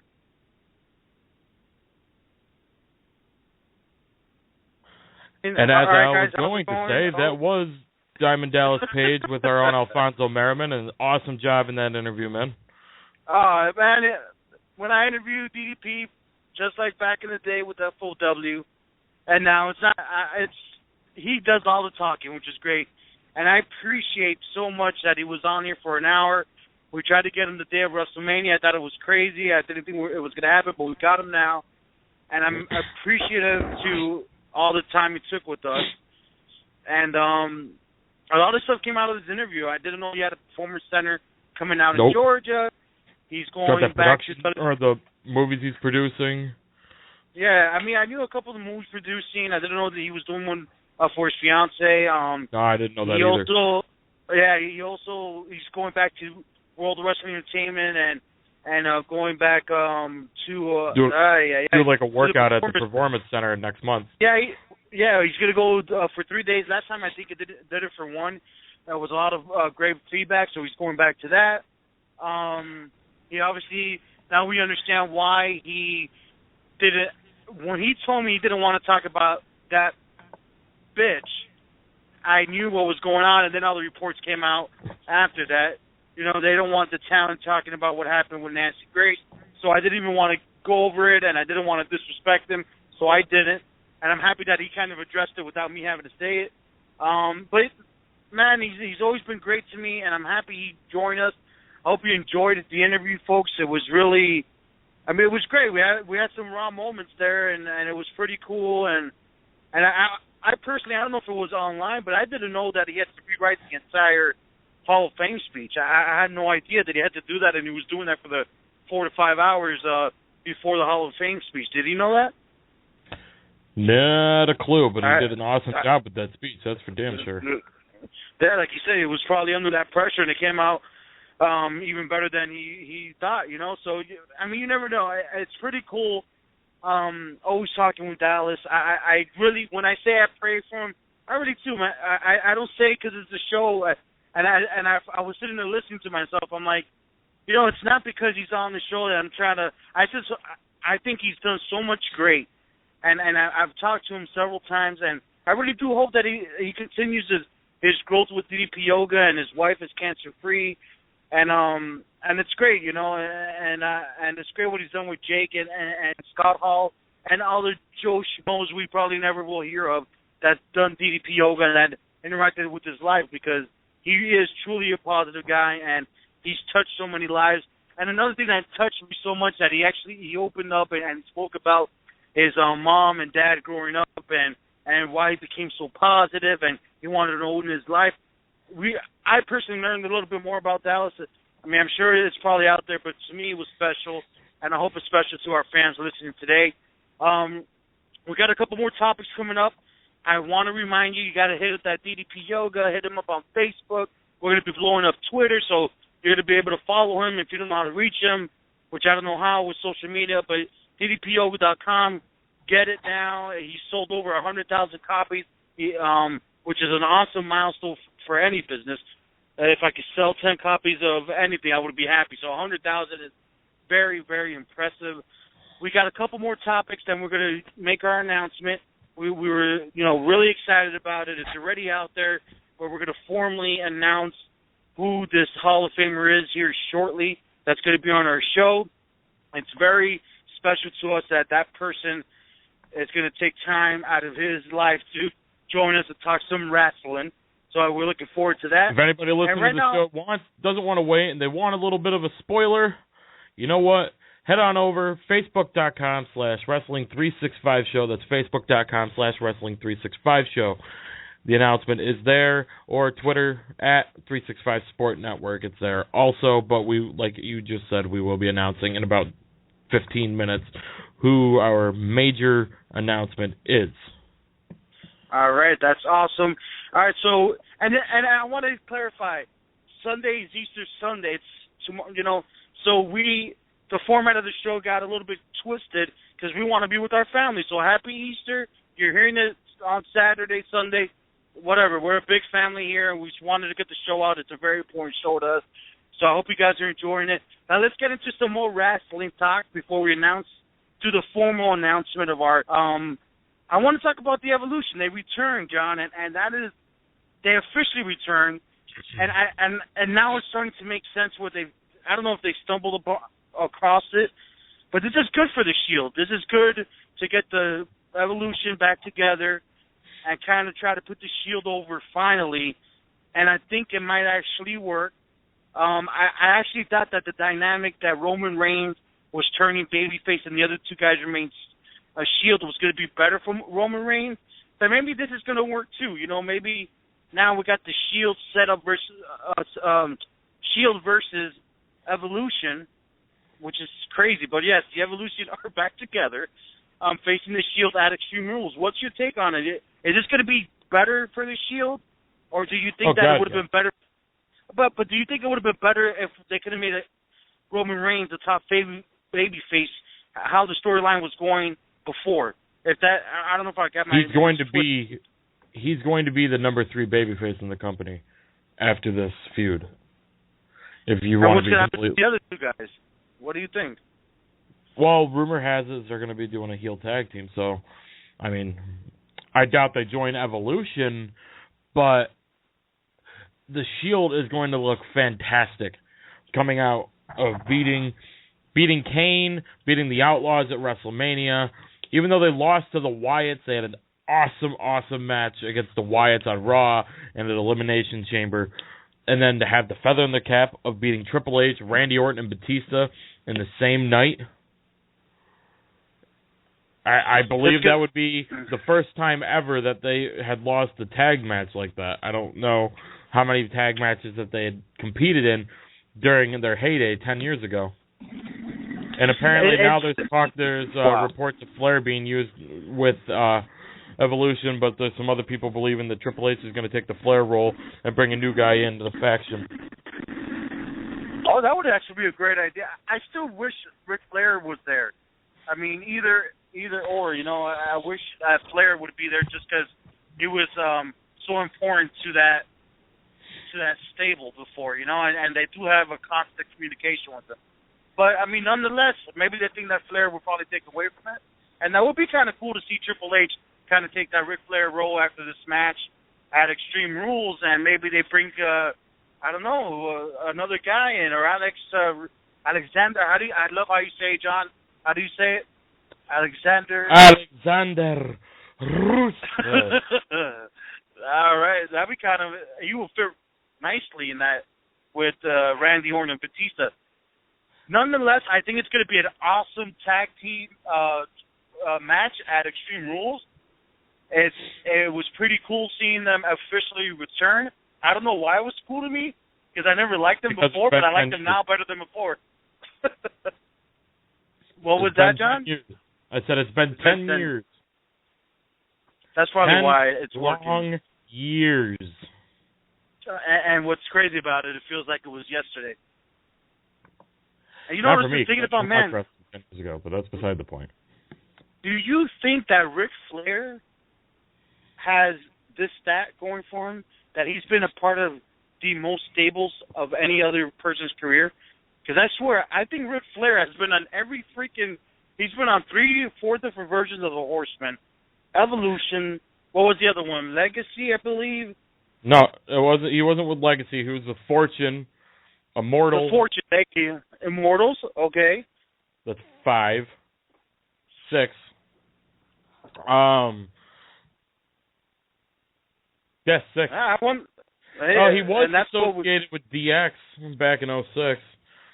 That's true. He was wearing the green and black. The same, man. This guy, he might have a stat there. We didn't even know it. Matches in 06, so I mean, he was like an unofficial member for about a month there during their feud with Rated RKO. So you could even say 6. I remember that. Thinking about it, I mean, he's always been a part of these different factions. And speaking of that, there's been so many great factions back in the day, and we've seen Evolution reform. We saw DX reform again. That's old news. I could care less if that were to happen again. But if there's any faction out there, like for me, I would love to see something like the Four Horsemen come back. So that's why when Fortune came out in TNA, I was really excited about it. So I would love and all your hopes and all your dreams got flushed right down the toilet. Yes. But I mean, that's something that I would have loved to see. How about for you? Is there like one stable you would love to bring back and be all excited and be like a kid? Going on what you just said, the yes. What's the one faction he was a part of? The Nexus. The same. I gotta do it. The same faction that debuted when you were at Raw. Oh, son of a bitch! Before their debut. That was probably the worst Monday Night Raw I was ever part of. And I've been to indie events. I was bitter about that show. I won the tickets, so I didn't feel bad about leaving.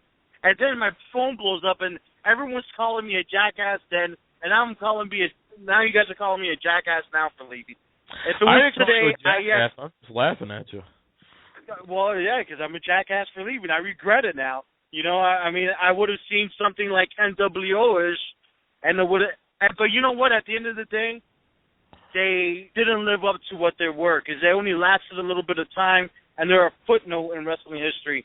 But yes, I did miss it, so I can't justify it. Never mind. I was trying to justify it. It ain't gonna work. Screw it. I messed up. Let's move on. And I'm sure this is not going to be the last time you guys give me crap about walking out on a Monday Night Raw. I'm sorry, kids. It was a bad time in wrestling for my life, and I didn't enjoy it back then, I guess. I don't know. But nonetheless, I will not walk out ever again on a wrestling show. I don't know how many minutes we have. I don't have a computer in front of me. You got about 10 minutes. But, all right, until we do the announcement here, the formal announcement. But Mick Foley, I was talking to a couple buddies, and I always drop daily because Wayne is our brother behind the scenes. And it was we kind of went back and forth on this with Mick Foley. And now it makes sense because Mick Foley does play to the fans. So he plays to the fans. He's always done it, too. I mean, not only when he's on Monday Night Raw saying, I'm in Miami, Florida, and he gets that cheap pop, but he's always talking about relevant storylines like Daniel Bryan, and now he's talking that he's defending CM Punk leaving World Wrestling Entertainment. And now he's saying that he's not re-signing a deal with World Wrestling Entertainment, re-signing the Legends contract due to the fact that the checks were low when it came out to just merchandising sales and video games. They thought they were going to get more money, and I don't know if he's trying to be a leader. I don't know if he's been kind of bashing WWE lately, even been outspoken about certain storylines, about Mania, leading up to Mania. I mean, totally going against everything I've ever seen an employee of World Wrestling Entertainment, because that's what you are when you're on a Legends contract. Even though he's able to do things on his own, he still represents the company to some type of matter. What do you think? Do you think he's fishing or he's trolling us, John? I think he'll show up in Ring of Honor before you realize it. Yeah. Why would he do that, though? Why? Yeah, I mean, he's getting more exposure with Vince McMahon and his company than Ring of Honor at the end of the day. He wants to do this comedy stuff that we're talking about, him being featured on the WWE Network, possibly, and then SummerSlam's, his comedy tour at SummerSlam was going to be featured like as a documentary or something like that on the WWE Network. Like, why would he want to risk that? Like, I almost feel like his Facebook account was hacked because this just doesn't make sense to me. I don't really know. I mean, Foley leaving, it always comes at the weirdest times. But, you know, he says everything like that, and you know he'll just be back anyway. I don't know. I don't really get what his big deal is. I mean, it's not like it's 2000 and he's in the middle of a world championship feud here with Triple H again. You know, I don't know what he's expecting to get. I mean, yes, it's Mick Foley. It's one of the biggest names of all time. I totally get that. But, I mean, you're not Daniel Bryan. You're not going to get millions of dollars in a royalty check. Go do another wife swap or something like that if you want money that badly. Or maybe he's just holding out because he does want certain things. And I mean, let's face it. I mean, if Mick Foley leaves, we're not going to remember. You know, I am. I mean, but the casual fan's going to be like, what happened to Mick Foley? He comes back in 3 years. You know, it's not like it'll be a big loss. It's not like he, you know what I mean? I don't see him as being one of those people that would bring in. It's not a big loss to WWE if he goes. Just like Piper, it's good to have him around, but I don't think it's a big deal to them, you know. I don't know. I'm just trying to fish for something there because it doesn't make sense that he would say that out publicly. That's like, I think that's pretty big news. He's been very outspoken against WWE lately. Yeah, it's just strange. I mean, it's the weirdest. I totally get that because, you know, everything that happened with the Daniel Bryan storyline and everything like that. I totally get being a fan and being upset about the angle. And then you're just going to quit your job after he culminated his storyline in victory. Like, I know it really doesn't have anything to do with Daniel Bryan, but, I mean, what else has he really been outspoken against WWE for besides that? And maybe they told him to go ahead and do that just to kind of fish, like, you know, be a part of the storyline. Maybe WWE is going to buy Ring of Honor. Maybe they'll send him there to buy Ring or to be like a WWE presence at Ring of Honor. You never know. I mean, that was always a running joke / conspiracy theory when Hogan went to TNA, was that he was sent there by Vince McMahon. Listen, Wayne, I'm joking around about the Ring of Honor thing, okay? Oh, yeah. Before you know it, everyone's going to... I'm getting yelled at for... Oh, God. We can have a little bit of fun here. There's no such thing as a sense of humor anymore, folks. And we got Extreme Rules coming up. There's a couple matches set up. What do you think about this Daniel Bryan? Are you kidding me? The John Cena versus Bray Wyatt in the cage. You think this is the way to go for them? It gives them a way for Wyatt to beat Cena without Cena losing. Yes, I heard you heard that right. I think you might have to repeat what you just said right there. I said it gives him a chance to beat Cena without Cena losing. Steel cage. All he's got to do is escape the cage, and he'll beat Cena without Cena being pinned. Because Super Cena can't go a week, or they can't have. I shouldn't even say Cena. They can't go a week without Super Cena pinning somebody, or God forbid that he loses. So we're getting like what we used to hate about Triple H, is that they don't want him to lose back in the day, you know. So is that where we're at right now? No, Cena's not that bad. They don't make it where where Cena can't even be in a video game commercial in a vulnerable position because they're afraid it's going to make Triple H look bad. Or Cena look bad. Which is the whole thing with Triple H, which I remember seeing that for video games. There was a few video games that came out in the recent years where they told THQ flat out, do not have Triple H in any form of a vulnerable position. We don't want him looking vulnerable. We want Triple H to look as dominant as possible. And yes, I know, Wayne, they don't want Cena losing clean, because God forbid Cena can't lose clean a few dozen matches and still not be the same main eventer that he is. I'm not even asking for a few. I'm just asking for one match at Mania, and he puts over one freaking guy. And then he can win for 10 more months. Hey, he put over the Miz. I just wanted Bray to... he put over Miz and Rock. Yeah, but he won the very next year against The Rock, right? So don't ruin an argument with facts. I'm just saying. He probably knew that. Oh, okay. I don't know. Well, buddy, it's about that time. It is officially 10 minutes before the end of the show. Oh, no. We got to wait another minute. No, I'm playing. Sit back, ladies and gentlemen. I've been dying to do this all show. Here it is, our major announcement regarding next week. Woo! Coming down the aisle from Pittsburgh, Pennsylvania. He was completely dedicated to wrestling. The most popular champion in wrestling history. He wanted to be the best. Bruno Sammartino! I always wanted to be like Bruno Sammartino. Just the impression that he had on me. That's the way he carried himself as a man. In my opinion, he's the greatest champion that WWE ever had. Ever. Immigrating to America from Abruzzi, Italy as a young teen, Sammartino utilized his storied physical power in local strongman competitions, earning the moniker of strongest man in the world during his time. The Italian powerhouse soon captured the attention of local professional wrestling promoters, and the rest, as they say, is history. He was so big, strong, powerful. Not only was he powerful, but he was resilient.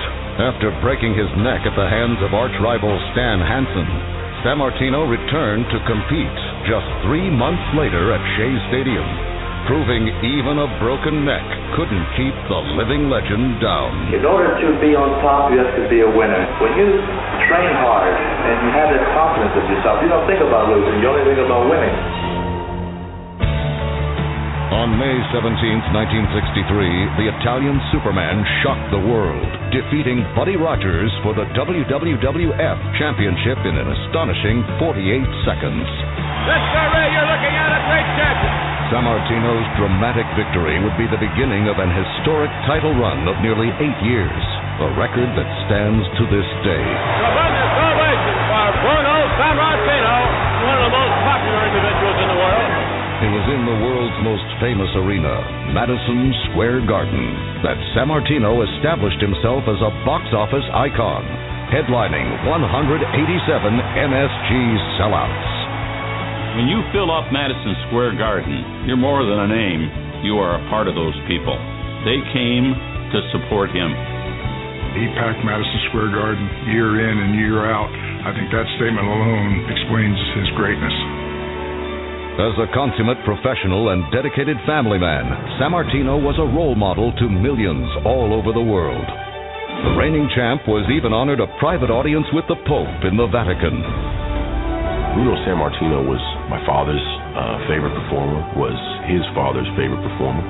A powerful gentleman and someone who carried the championship with pride and honor. While Bruno's cumulative championship reign of 4,040 days is arguably his most impressive accomplishment, it pales in comparison to the living legend's stature. For in the 1970s, and even today, no name resonates more in the world of sports or entertainment than that of Bruno Sammartino. That's right, coming to Wrestling 365 next Sunday. WWE Hall of Famer Bruno Sammartino. Don't miss Wrestling 365 next Sunday, 5 to 7 p.m. Eastern, right here on blogtalkradio.com.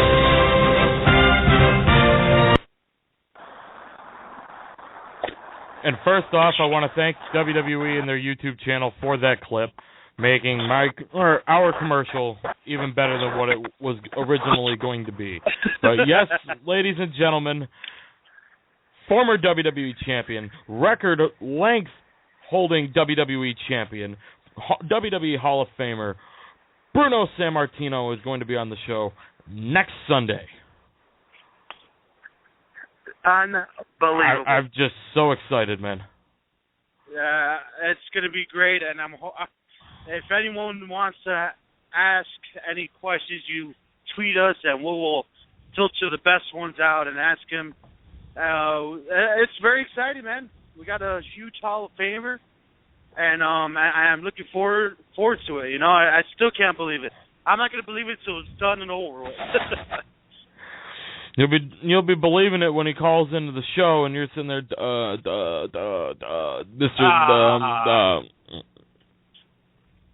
But still, having a WWE Hall of Famer and one of the most notable, recognizable, historical names in the history of pro wrestling on our show, a show that's not even 2 months old yet. It's awesome. You know, they just also at WrestleMania this year unveiled his statue as well. Am I right? Or I believe it was NXT they did that. They did that, but it was during WrestleMania week. Right. So I mean, it's awesome, a great honor that he just, you know, it's awesome that he was able to repair his relationship with Vince McMahon. And they were able to induct him to Hall of Fame. He's well deserving. We're gonna have him on the show. We're looking forward to it. We're gonna have a lot of great questions for him. And I'm very excited to be able to bring the Wrestling 365 fans this great and exclusive interview with them, and that's going to be live next week on Sunday, right before that TNA Sacrifice pay-per-view, which we'll be running down. But it's obviously going to be a Bruno Sammartino show. So, and I'm sorry to TNA for that, but hey, it's going to be fun. That's for sure. Oh, I can't wait, man. Definitely going to, and fun's not even the word for it, man. I'm just ecstatic. Oh, yeah. I can't wait, and kudos to you. I mean, I'm happy. I know you already spoke to him a couple times, and it rang true, right? He's a really awesome guy, you're telling me, and that's all I've ever heard about him. And, you know, I've interviewed a lot of people back in the FLW days, and now, but this is really big and really awesome. And, I mean, it's going to be a great honor, and I'm very excited to have him on the show. And we're going to have a bunch more huge announcements coming up. We're waiting on some confirmations that are going to be huge for the show. I just can't talk about it now, but if you think Bruno Sammartino is huge, it's going to even get better. And thank you so much, y'all, for the support. And let's keep on riding the wave, right? Wave's only going to get bigger, guys. You guys better get better at surfing. It's only going to get bigger from here on out, guys.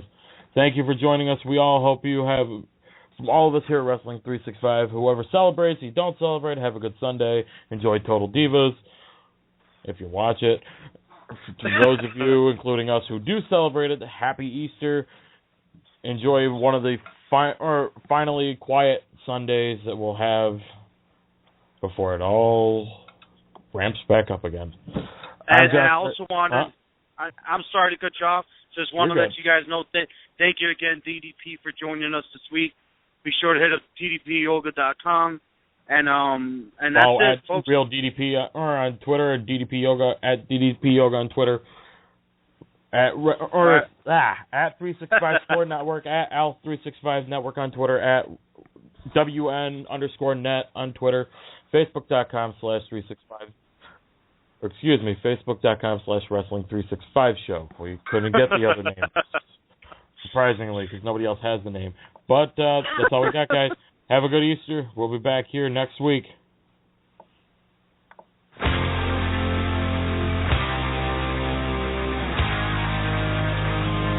Thank you so much for joining us tonight. We hope you enjoyed tonight's show. If you missed a part or all of the show, or want to listen to an old show, head on over to 365sportsnetwork.com or blogtalkradio.com/365network. So for the whole crew here at Wrestling 365, I'm John Curry. Have a good night, and we'll see you back here next week, 6 to 8 p.m. Have a good one, everybody.